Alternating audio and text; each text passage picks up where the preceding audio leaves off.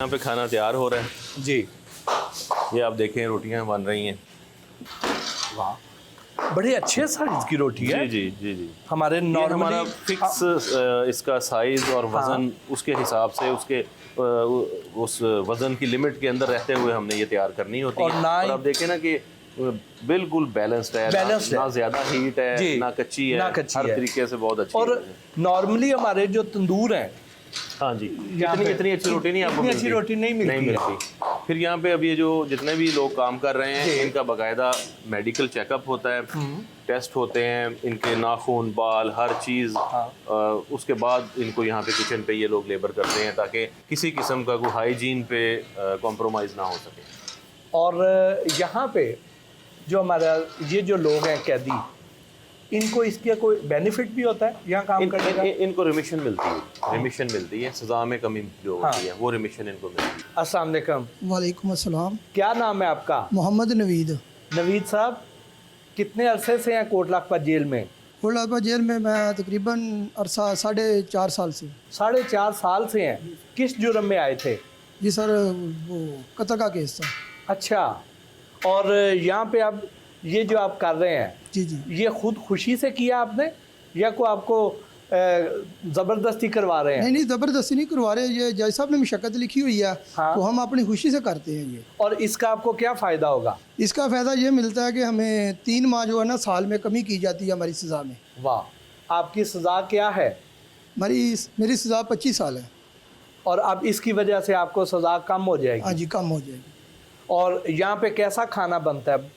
खाना बहुत अच्छा बनता है। अभी जो तमाम पंजाब की तमाम जेलों में हमने अपनी आटा चक्कियाँ लगाई हैं। गंदम हम फूड डिपार्टमेंट से लेके वहाँ पे उसकी पिसाई करते हैं, पिसाई करके उसके बाद इनका खाना तैयार किया जाता है, रोटियाँ तैयार की जाती हैं। उसके हाइजीन के लेवल को मेंटेन करने के लिए और सफाई के लेवल को मेंटेन करने के लिए, क्योंकि यहाँ पे पिसाई भी हमने खुद करनी है, उसकी सफाई भी यहीं पे होनी है। उसके बाद उसका ये आटा तैयार होगा, रोटी भी खुद इधर बनेगी। तो हर चीज़ हर प्रोसेस चूँकि हमारे हाथों से निकलता है तो हम आपका तो हाथ ही कमाल है कि आपने रैंडम पेड़ा उठाया और एग्जैक्ट 200 ग्राम का आया। सर जबकि सजा ये तब भी अगला एक और बना के दिखाओ ज़रा। अच्छा, एक और बना के दिखाओ, वो भी 200 ग्राम का ही आएगा। 1 आध ग्राम का फ़र्क आया तो आया। ये देखें आप यार, कमाल कर दिया आपने भाई। आपका तो हाथ ही को वेट स्केल है। जो पेड़ा बना रहे हो 200 ग्राम का आ रहा है। जी, मेहनत कर करके सर जी ये ऐसे ही हमारा चल जाता है। फिर 20,000 रोटी हाँ, हर रोज बनती है। 20,000 रोटी पूरे पंजाब में या सिर्फ यहाँ पे? सिर्फ यहाँ पे सिर्फ यहाँ पे 20,000 रोटी एक दिन में, तो उसका तजर्बा तो खुद ही होना है। किस जुर्म में आए हुए हैं? जी 302 सर, मर्डर का। यार ये हमें जो खाना खिला रहे हो यहाँ पे सारे 302 वाले ही हैं। क्योंकि ये सेंट्रल जेल है जी। सेंट्रल जेल में ये होता है कि जो लंबी कैद वाले असीरान है ना उनको रखा जाता है। डिस्ट्रिक्ट जेल्स में छोटी कैद वाले, तो इस वजह से यहाँ आपको ज़्यादातर जो असीरान मिलेंगे ये लंबी सज़ा वाले होंगे, लाइफ इम्प्रिजनमेंट वाले होंगे या 14 साल वाले होंगे। मतलब इससे 10 साल से ज़्यादा कैद वाले लोग यहाँ पे आपको नज़र आएंगे। मोहसिन साहब, मैं बड़ा हैरान हुआ हूँ कि आपको भी इत्तफाक होता है जब हम आप इलाकों में रहते हैं जी। हमारे वहाँ पे जो तंदूर हैं, हाँ जी, उनमें हमें मार्बल की स्लैब तो मिल जाएंगी, ऊपर स्टेनलेस स्टील नहीं नजर आएगा। ऐसे ही है। यहाँ पे तो हमें हर जगह पे स्टेनलेस स्टील और इस तरीके से ढांपा हुआ। ये आज सिर्फ हमारे लिए ढांपा है या नॉर्मली भी ऐसा ही ये होता इसी है? तरह से होता है। और ये स्पेशली ख़ास तौर पर हमारे होम सेक्रेटरी साहब और आईजी साहब, ये उनका विजन है कि हाइजीन को मेंटेन करने के लिए मैक्सिमम एफर्ट्स की जाएं। और मोहतरमा सीएम पंजाब, उनका सफाई पे और हाइजीन पे और इन चीज़ों पे बहुत ज़्यादा फोकस है। इस वजह से हर जगह पे आपको ऐसा ही नज़र आएगा। कोट लखपत जेल में कैदियों को होम्योपैथिक और हकीम से इलाज की सहूलियात भी मुयस्सर हैं। ये जैसे आप देख रहे हैं शजरकारी मुहिम का आगाज़ हुआ था। हाँ। मोहतरमा मरीम नवाज साहिबा सीएम साहिबा वो तशरीफ़ लाई थी। और ये वाह, ये हमजा साहब आए थे, ये हमजा साहब आए थे, उससे पहले ये शहबाज शरीफ साहब शहबाज शरीफ साहब आए थे, ये आपके आईजी ये साहब, हमारे साहब का आईजी साहब हैं, ये चीफ जस्टिस हैं, उन्होंने की है। ये बुज़दार साहब हैं जी, ये बुज़दार साहब तशरीफ़ लाए होंगे यहाँ पे। हाँ जी।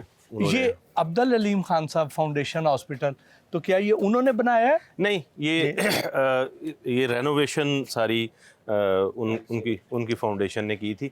और ये किस ईयर में हुई है सर? वो यहाँ पे रहे थे जेल के अंदर, यहाँ पे रहे, मतलब मुख्तलिफ औकात में इसमें जो रेनोवेशन का काम है वो उन्होंने करवाया है।